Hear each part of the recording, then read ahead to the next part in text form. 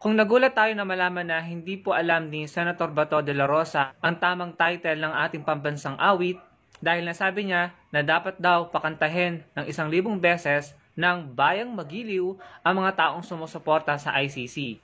Ito po'y umanin sa matsaring reaksyon sa social media dahil marami pong nadismaya nang malaman na isa po nating senador ay hindi alam ang tamang titulo ng ating pambansang awit. Binanggit niya ang maling titulo ng ating pambansang awit para sa mga taong sinasabi niyang hindi daw nagmamahal sa bansa natin. Medyo parang sablay po doon si Senator Bato de la Rosa dahil kung ang tingin niya sa mga sumusuporta sa ICC ay hindi nagmamahal sa bayan, pero ito siya, hindi niya alam ang tamang titulo ng ating pambansang awit. Mukhang sablay po yata yun dahil ang totoong nagmamahal sa bayan, dapat sa ulo ang lupang hinirang, alam ang titulo nito, pati na rin ang panatang makabayan at iba pang panunumpa para sa ating bansa at sa watawat. Lalo-lalo na kung ikaw ay politiko at may mataas na posisyon sa gobyerno dahil nire-represent mo ang ating bansa.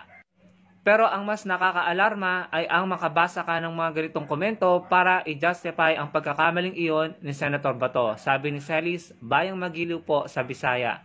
Nako, hindi po totoo yan. Kahit po ang ating mga kababayan sa Visayas at Mindanao, lupang hinirang po ang title ng ating pambansang awit. Sabi po dito ni Oswald Cortez, 3 po ang title ng Philippine Anthem. Nako, hindi rin po totoo yan. Ayan po, basahin niyo yung kanyang komento. Nakakalungkot na nakakabasa tayo ng mga ganitong komento na tila ginajustify po ang maling bagay. Hindi lang po yan ang mga uri ng komentong ating nabasa. Yung iba, sinasabi pa nila na lupang hinirang, tapos may question mark. Ibig sabihin, hindi sila sigurado sa titulo ng ating national anthem.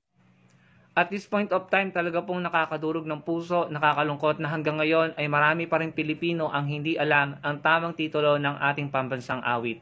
Ito po ay refleksyon ng durog na at deteriorated na kalidad ng ating edukasyon, kung may kalidad pa po ba ang ating edukasyon. Sana po ito'y magawa ng paraan o may ayos ng ating mga educational institution o ng ating mga guro dahil sila po yung frontline na nakakasalamuha ang ating mga mag-aaral. Huwag po sana nating hayaan na mangyari ang mga ganitong bagay dahil hindi po ito maganda. Walang unang dapat makaalam ng tamang titulo ng ating pambansang awit kundi tayong mga Pilipino.